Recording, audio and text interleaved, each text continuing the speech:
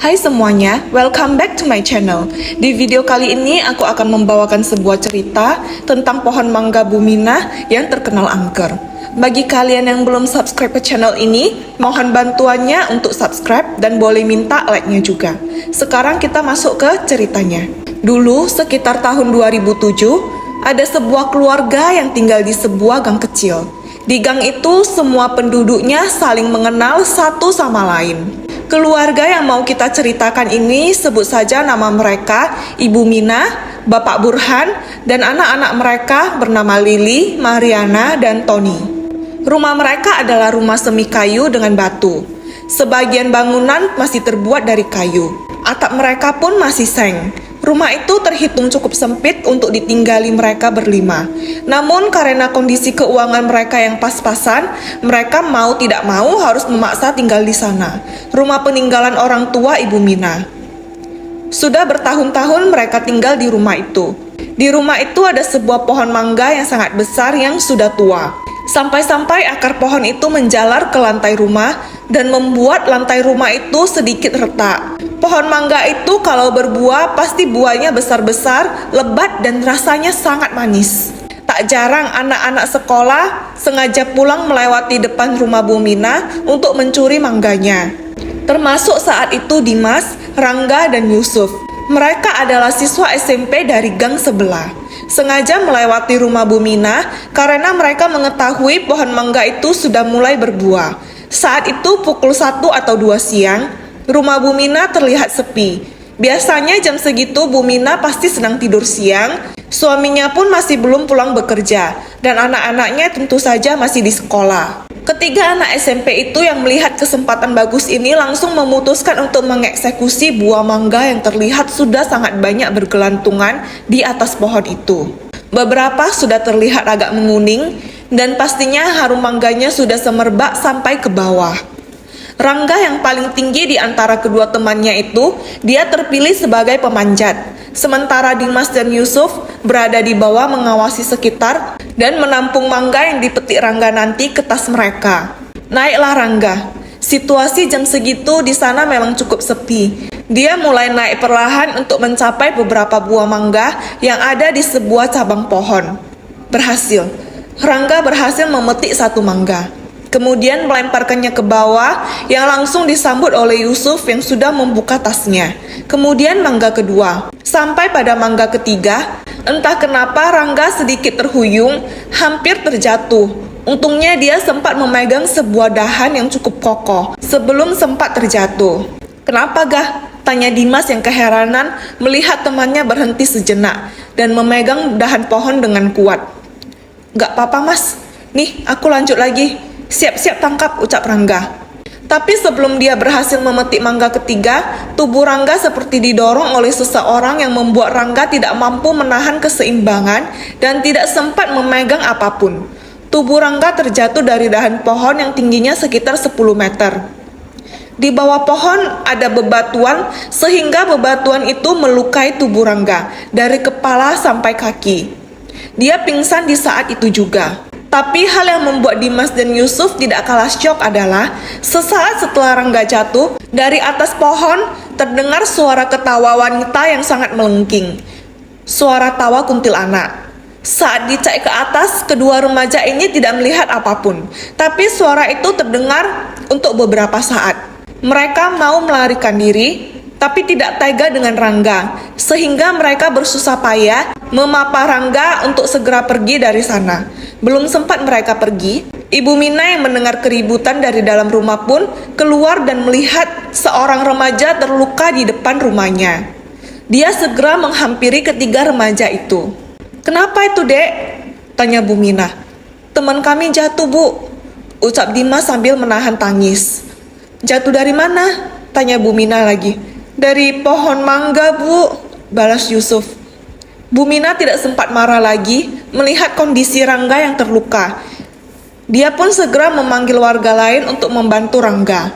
Singkat cerita, ada seorang warga yang memberikan tumpangan mobil kepada Rangga, membawanya ke rumah sakit. Rangga mengalami patah tulang di kanan dan paha kiri. Tapi untungnya cedera di kepalanya tidak parah. Di beberapa bagian wajahnya tentu saja ada memar dan bibirnya sedikit robek. Setelah dirawat beberapa minggu di rumah sakit, dia pun diperbolehkan pulang, walau harus beristirahat di rumah selama beberapa bulan. Beberapa bulan setelah itu, malam harinya sekitar pukul 12 malam, seorang bapak tukang becak sehabis mengantar penumpang yang sehabis pulang dari sebuah acara ke rumahnya. Bapak tukang becak itu pun memutuskan untuk pulang ke rumah istirahat. Tapi di perjalanan pulangnya, dia melihat ada seorang wanita cantik berdiri di pinggir jalan melambai padanya.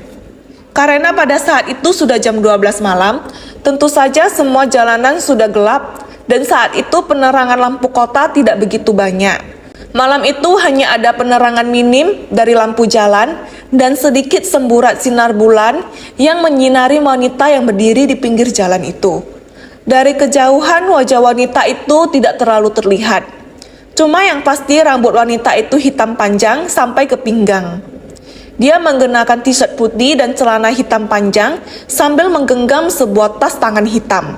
Bapak tukang becak ini awalnya ragu, tapi setelah dia mendekat ke arah wanita itu, terlihat wajah wanita itu cukup cantik dengan senyum manisnya. Penampilan wanita itu sangat normal, tidak ada yang aneh. Hanya saja saat mendekat ada wangi bunga melati di sekitarnya. Jadi bapak tukang becak itu memutuskan untuk tidak curiga dan berhenti di depan wanita itu. "Becak pak," panggil wanita itu. "Waduh, udah malam kak. Saya pun udah mau pulang," kata bapak tukang becak itu sedikit menolak. "Dekat aja kok pak, nanti saya bayar lebih deh," bujuk wanita itu. "Emangnya mau kemana kak?" tanya bapak becak itu. "Cuma ke Gang M itu, di rumah yang ada pohon mangga besar itu pak," jawab wanita itu sambil menunjuk ke arah Gang M itu. "Ya udah kak, ayo sini saya antar." Naiklah wanita itu ke kursi penumpang. Aroma melatinya semakin semerbak, hampir menusuk hidung. Wanita itu sempat tersenyum aneh ke arah bapak becak itu. Bapak becak itu sempat cukup ragu, tapi dia menepis semua pikiran buruknya dan segera memacu becaknya. Di perjalanan, wanita itu diam saja. Duduknya sangat tegak. Hampir tidak pernah ada orang duduk di becak dengan posisi tegak sempurna seperti itu. Tatapannya mengarah ke depan hampir tidak berkedip. Awalnya bapak becak itu berpikir dia salah lihat. Tapi setelah beberapa kali dia melirik ke arah mata wanita itu, benar saja matanya tidak berkedip. Aneh saja, kalau naik kendaraan pasti anginnya cukup kencang dan cepat. Mustahil bagi mata manusia untuk tidak berkedip atau setidaknya menyipit karena angin. Mata wanita itu agak melotot. Beberapa kali saat bapak becak itu terus melirik ke arah wajah wanita itu, wajah wanita itu semakin memucat. Dari yang awalnya semburat wajahnya normal, tapi semakin kesini makin pucat. Bagian matanya menghitam, terutama di bagian bawahnya. Bapak becak itu merasa aneh, tapi dia lagi-lagi merasa mungkin saja dia salah lihat, karena penerangan jalan itu cukup gelap. "Ah, pasti aku salah lihat ini," ucap bapak becak itu di dalam hatinya. "Kenapa pak? Kok dari tadi liatin saya terus?" tanya wanita itu lembut sambil tersenyum aneh ke arah tukang becak itu. Bibirnya menyungging tajam dan senyumannya itu terlihat cukup menyeramkan. "Gak apa-apa kak. Pakai parfum apa nih kak?" tanya bapak becak itu agak takut-takut. Karena saat itu wangi melati itu memang sudah terlalu berlebihan, agak membuat pusing. Tapi bapak becak itu merangkai kata-kata supaya tidak menyinggung hati wanita itu. "Parfum bunga melati asli pak," jawab wanita itu. "Wah, maksudnya buat sendiri kak?" tanya bapak becak itu entah belum mengerti situasi atau memang polos. "Iya pak, bapak mau?" tanya wanita itu lagi. Enggak kak, makasih. Cuma saya rasa wanginya agak kencang aja," jawab bapak becak itu gugup. "Yakin pak?" tanya wanita itu sedikit memastikan. Iya kak." Saat itu sudah memasuki Gang M. Si tukang becak mulai memelankan becaknya agar tidak kelewatan. "Rumah sebelah mana kak?" tanya bapak becak itu. "Jalan lagi pak, agak ke depan," jawab wanita itu. Tidak beberapa lama, sebuah pohon mangga besar terlihat dari jauh. Ranting-ranting dan dedaunannya melebar sampai ke jalan. Berhenti di pohon mangga itu aja, Pak, kata wanita itu menunjuk ke arah pohon mangga itu. Oh, rumah itu. Baik, Kak, jawab si bapak becak segera melaju kencang ke arah rumah yang ada pohon mangga itu. Setelah sampai, si wanita merogoh uang dari tasnya dan memberikan uang 50.000 ke bapak becak itu. Wah, nggak ada kembalian, Kak, kata bapak becak itu merogoh kantongnya, mengeluarkan semua uangnya yang hanya terlihat beberapa lembaran uang 5.000 dan 2.000. Nggak apa-apa, Pak, untuk bapak semua. Sodor wanita itu ke tangan bapak becak tersebut, kemudian dia pun turun dari becak. Tapi Kak, belum sempat bapak becak itu melanjutkan kata-katanya, si wanita itu terbang ke atas pohon mangga sambil mengikik tertawa. Dia duduk di atas sebuah ranting, tapi bajunya sudah berubah menjadi gaun putih yang hampir kekuningan. Wajah wanita itu benar-benar sudah berubah putih seputih tembok, dan matanya benar-benar sudah hitam semua. Kuku-kuku jarinya hitam dan panjang-panjang mencengkram dahan pohon. Si bapak tukang becak pun langsung lari terbirit-birit meninggalkan becaknya sampai dia beberapa kali terjatuh. Saat pagi, Bu Mina dan keluarganya terkejut dengan sebuah becak yang terparkir di bawah pohon mangganya. Loh Bu, itu becak siapa? Tanya Pak Burhan yang mau berangkat kerja pagi itu. Nggak tahu Pak, apa becaknya Pak Agus kali ya? Timpal Bu Mina. Enggak Bu, becak Pak Agus warnanya biru kuning. Kalau yang ini warnanya hijau semua. Plat motornya juga bukan platnya Pak Agus, kata Pak Burhan. Pak Agus adalah seorang tukang becak yang tinggalnya di gang itu. Hampir semua orang mengenal becaknya karena rata-rata semua warga di gang M itu sering menumpang becaknya. Akhirnya becak itu dibiarkan begitu saja. Sampai sekitar pukul 2 siang barulah seorang wanita parubaya dengan anak lelakinya datang menjemput becak itu. Loh, ini becak ibu? Tanya Bu Mina menghampiri. Iya Bu, maaf ya sudah nyusahin market di sini seharian, ujar wanita parubaya itu. Oh, enggak apa-apa Bu. Emangnya kenapa sampai becaknya kok ditinggal? Tanya Bu Mina. Aduh, gimana ya ceritanya? Gini loh Bu, semalam suami saya ngantar penumpang ke sini tengah malam. Dia gak tahu ternyata itu kuntilanak.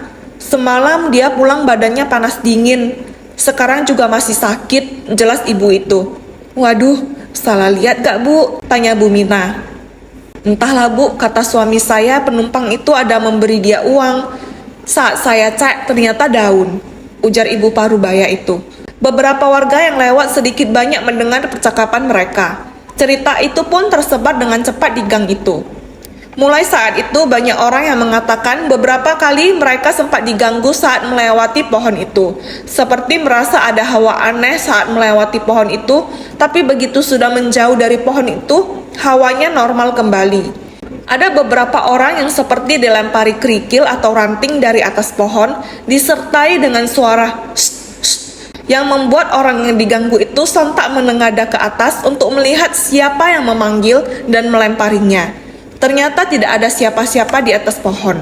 Sang pemilik rumah sendiri, yaitu Bu Mina dan Pak Burhan, juga sering mendapat gangguan, tapi mereka hampir tidak pernah menceritakan kepada para tetangga.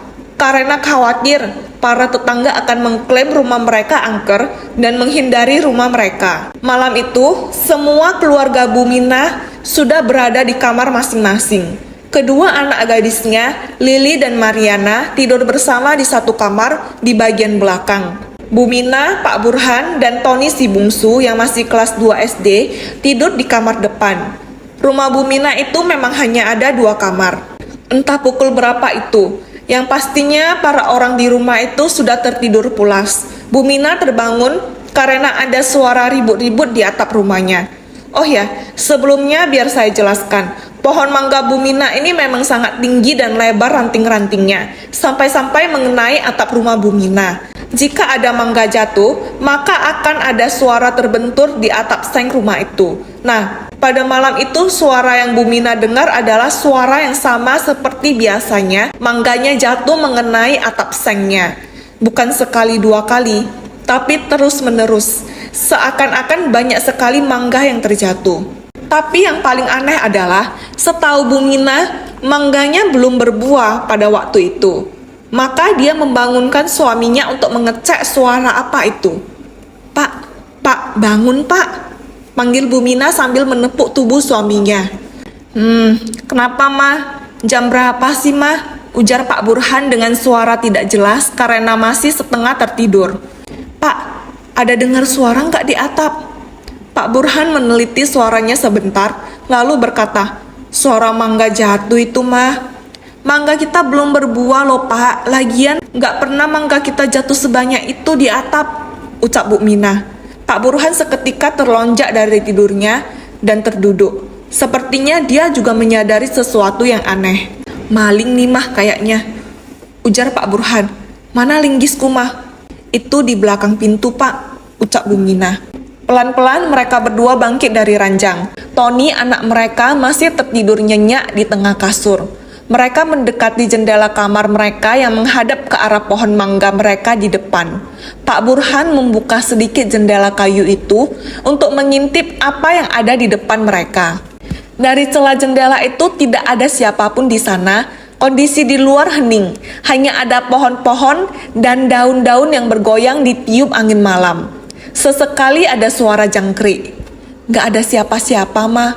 Mungkin mereka lewat atap, kata Pak Burhan yang bergegas keluar kamar dan menyusuri seluruh rumahnya dengan membawa linggis. Tapi suasana di dalam rumah itu aman. Hanya saja suara di atap masih ada sesekali. Mereka akhirnya memutuskan untuk memberanikan diri keluar untuk mengecek di atap mereka. Jika itu maling, mereka akan langsung berteriak meminta tolong warga daripada harus menunggu di dalam rumah, pikir mereka. Saat mereka keluar dan mendongak ke atap rumah mereka, di sanalah mereka melihat sesuatu. Bukan maling, bukan mangga ataupun hewan-hewan. Di sana ada sesosok kuntilanak sedang melompat-lompat di atap mereka. Lompatannya seperti anak kecil yang senang diberi permen. Si Kunti memandangi Bu Mina dan Pak Burhan dari atap. Dia kemudian tertawa terkikik-kikik seperti senang sudah berhasil mengganggu mereka. Bu Mina dan Pak Burhan sontak berteriak bersamaan. Tapi di saat itu juga si Kunti terbang menghilang ke dalam daun-daun di atas pohon mangga Bu Mina. Pak Sutri itu buru-buru masuk mengunci pintu. Di lain waktu ada pengalaman dari Pak Agus si tukang becak yang tinggal di Gang M itu. Dia pulang tengah malam sehabis berjudi dari warung kopi langganannya. Dia pulang melewati rumah Bu Mina karena arah itu lebih dekat. Gang M ini memang memiliki 3 jalan masuk, tapi 2 jalan masuk agak rawan perampok dan gelap karena sepi. Hanya 1 jalan masuk yang lebih terang, yaitu jalan masuk pertama, yang artinya jika Pak Agus ini melewati jalan masuk pertama, dia harus melewati rumah Bu Mina untuk bisa sampai ke rumahnya. Maka dia pun mengendarai becaknya memasuki jalan masuk pertama di Gang M itu. Awalnya tidak ada yang aneh. Beberapa rumah warga ada yang memasang lampu teras sehingga sedikit membantu pencahayaan jalan. Tapi hal janggal mulai dilihatnya saat dia mulai mendekati rumah Bu Mina. Di bawah pohon mangga itu, dia melihat ada beberapa orang sedang terduduk di sana. Dia melihat istrinya ada di sana, terduduk di bawah pohon mangga itu. Hanya terduduk diam, tidak bicara. Anak perempuannya, kita sebut saja Mila, juga ada di sana, duduk di samping ibunya. Anak itu juga diam saja. Di samping istrinya ada seorang nenek tua, tapi Pak Agus ini tidak mengenali siapa nenek itu. Awalnya dia mengira dia ini sedikit mabuk, karena dia memang meminum sedikit tua dari warung tadi. Tapi semakin dia dekat, semakin dia yakin bahwa kedua perempuan itu adalah istri dan anaknya. Kemudian ditegur oleh Pak Agus. "Dek, ngapain duduk di sini? Ayo pulang," jawab dia menegur istrinya. Tapi istri dan anaknya tidak menjawab. Dia berpikir istrinya ngambek karena dia sering pulang malam dan berjudi. "Dek, ayo pulang." Masih tidak ada jawaban. "Ayolah dek pulang, abang janji gak pulang malam lagi," kata Pak Agus sambil menghampiri istri dan anaknya. Dia memegang tangan istrinya untuk mengajak pulang. Tapi dia terkejut saat merasakan tangan istrinya sudah dingin seperti es. Dan saat dia memperhatikan, semua kuku-kuku istrinya berubah memanjang dan menghitam. Kulit tangan istrinya juga semakin putih menyamai tembok. Saat dia menatap kembali ke wajah istrinya, yang dia lihat bukan sosok istrinya, melainkan kuntilanak berwajah pucat dengan mata menghitam dan senyum yang mengerikan. "Ayo pulang bang," jawab sosok itu mencengkram tangan Pak Agus dengan sangat kencang. Kuku-kukunya seperti akan merobek kulit Pak Agus. "Abang janji gak akan ninggalin adik malam-malam lagi kan?" "Ah, tolong, jangan!" teriak Pak Agus. Yang untungnya dia bisa lepas dari cengkraman Sang Kunti dan memacu becaknya untuk pulang ke rumahnya. Keesokan harinya Pak Agus sakit demam dan beberapa hari tidak berani keluar rumah. Sampai-sampai kabar ini heboh tersebar di seluruh gang sekali lagi. Itulah beberapa teror yang cukup mengerikan yang warga gang itu alami. Sekarang rumah itu memang sudah kosong dan terbengkalai. Banyak rumput-rumput liar di halaman hingga menutupi pintu rumah dan jendelanya. Keluarga Bumina dan Pak Burhan sudah pindah sejak 7 tahun lalu, tapi tidak ada yang tahu kemana mereka pindah. Saat mereka pindah, pohon mangga itu dibiarkan begitu saja. Tapi karena warga sekitar takut pohon mangga ini akan menjadi gangguan, maka ditebanglah pohon itu sesuai izin Pak RT. Sebelum ditebang tentunya diadakan ritual-ritual doa dan pembersihan dahulu demi keselamatan. Sekarang pohon itu hanya tinggal dahannya saja. Itu pun kelihatannya sudah mati, tidak ada tanda-tanda kehidupan lagi. Sampai di sini dulu ceritanya. Bagi yang belum subscribe ke channel ini, mohon bantuannya untuk subscribe dan boleh minta like-nya juga. Semoga cerita ini bisa menemani aktivitas kalian. Terima kasih yang sudah menonton sampai habis. Sampai jumpa di video selanjutnya.